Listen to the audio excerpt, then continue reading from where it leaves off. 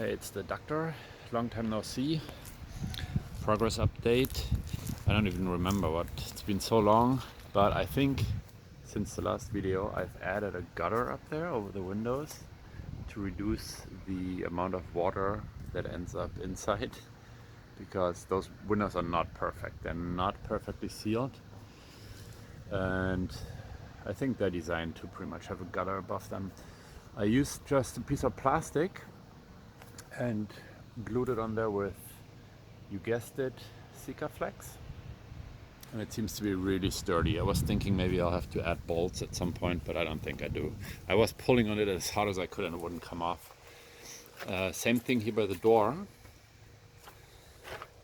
right up there, gutter, so it doesn't go, so the water doesn't flow straight onto the seal, the rubber piece. Also, I added a floor with 2-inch insulation underneath, and this bit here, so that when you step in you don't wear out the wood as much. Back here is going to be the seating area, so there's a frame, aluminum frame, and the top bits I'm going to make them so that you can open them up and use the space underneath as storage. What else? Not really that much. Oh yeah, I did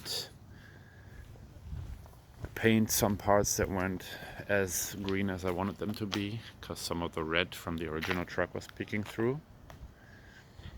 And that's about it.